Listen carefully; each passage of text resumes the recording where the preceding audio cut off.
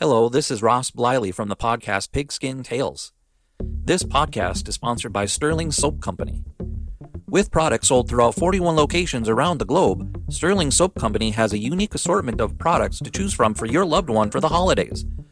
Handmade artisan soaps created by Roderick and Amanda Lovin since 2012, these products are affordable and provide great value. Act now and save on your shipping costs. If you purchase $75 or more, your shipping cost is free in the United States. Shop now online at sterlingsoap.com.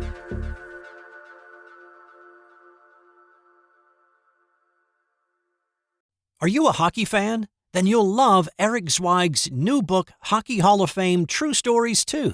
It's a treasure trove of untold tales, bizarre incidents, and captivating trivia that will leave even the most devoted puckhead astounded. The intense rivalries, epic showdowns, and historic clashes that shaped the NHL's early years, it's all in there. Zweig uncovers the true stories that helped shape the sport, ensuring that you will never look at hockey the same way again. Check out Hockey Hall of Fame True Stories 2 on Amazon or wherever fine books are sold. This podcast is part of the Sports History Network, your headquarters for the yesteryear of your favorite sport. You can learn more at sportshistorynetwork.com. Hello, sports fans, and welcome to another edition of Yesterday's Sports on the Sports History Network. Today, we're going to talk about the 1979 Tampa Bay Buccaneers. The Tampa Bay Buccaneers began as an expansion team in the NFL in 1976. Although all expansion teams tend to struggle in their inaugural season, the Buccaneers did not merely struggle, they lost every game, finishing the season with 0 wins and 14 losses. They then suffered 12 straight losses in 1977 before winning their last 2 games. It marked the second longest losing streak in NFL history, nearly surpassing the Chicago Cardinals' 29-game losing streak from 1942 to 1945. Even more humiliating was that in 11 of those 26 games, the Buccaneers failed to score a single point. When asked about his team's execution, head coach John McKay responded, "I'm all for it."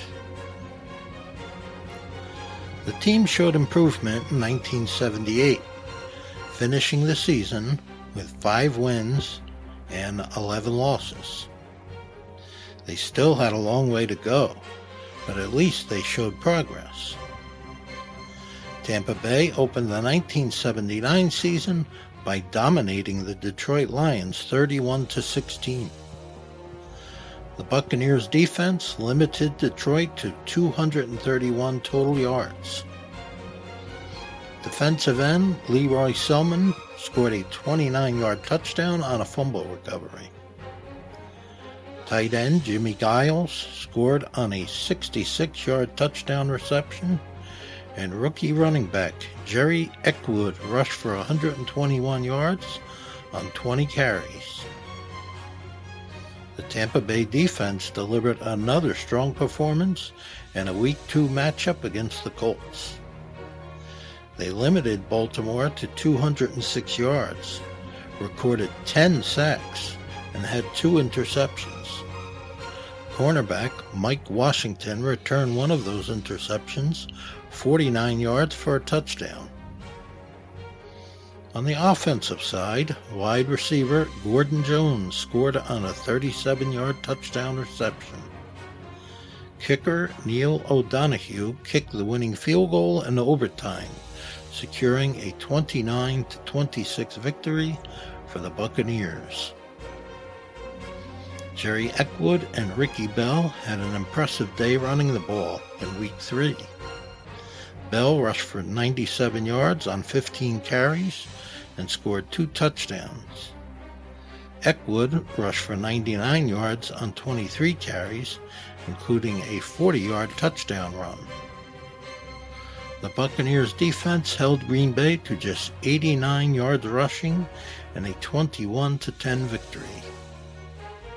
Although the Tampa Bay offense didn't perform at its best, the defense maintained its stellar performance, limiting the Rams to 186 yards and forcing 4 turnovers in this 21-6 victory.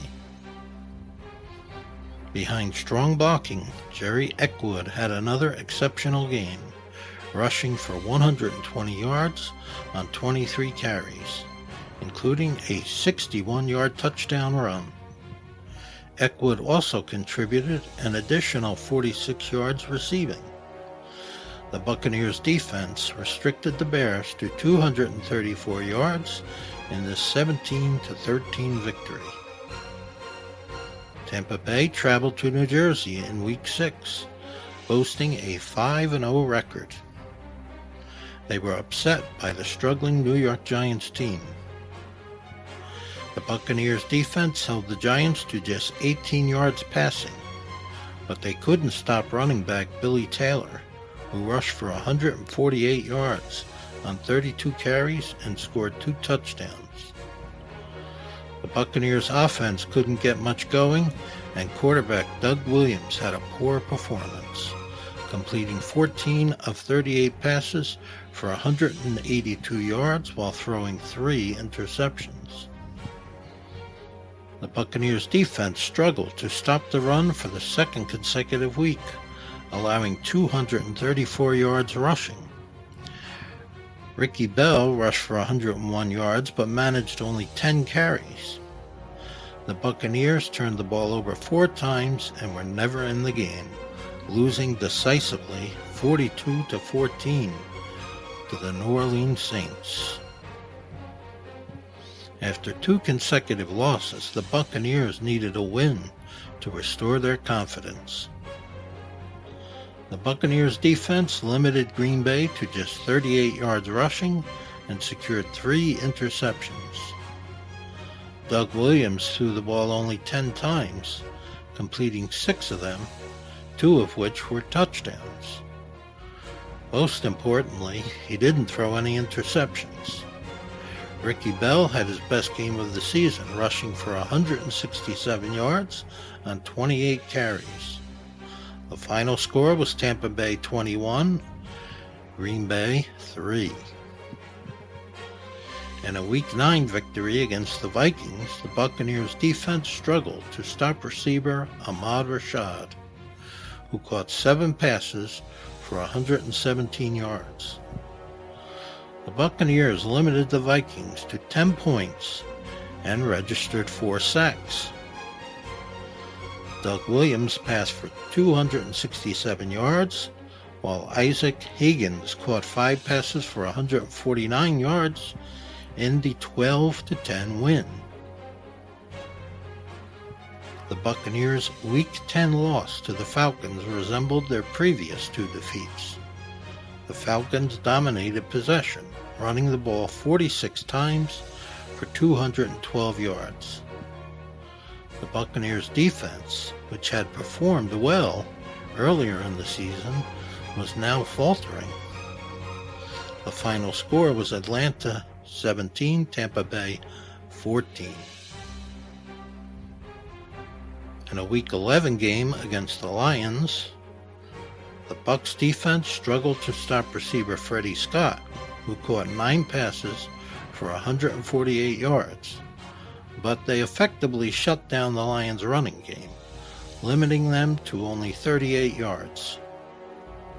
Trailing 14-9 in the fourth quarter, backup receiver Larry Mucker caught a 23-yard touchdown pass to secure the win for Tampa Bay. That will conclude our podcast for today. Join me again next week and we will have part 2 of the 1979 Tampa Bay Buccaneers. We'll see how they made out in the second half of their season. Hope you enjoyed it. Thank you and God bless. This podcast is part of the Sports History Network, your headquarters for the yesteryear of your favorite sport. You can learn more at sportshistorynetwork.com. The heel gets the heat. The babyface gets the cheers. But the jobber gets, well, the job done. And speaking of jobbers, Barry Horowitz wasn't there to win titles. He was there to build them. By selling every move, every storyline, and every new star that stepped into the ring. He was the secret sauce. And now, he's the headline in his new book titled Wrestling is My Gimmick, My Life on the Wrong Side of the 3 Count. This memoir is a deep dive into wrestling's most underrated position and the man who made it an art form. Whether you're a fan of wrestling, a fan of sports history, or just love a great story, this book is for you. Again, that's Wrestling is My Gimmick by Barry Horowitz. Grab your copy today before the count strikes 3.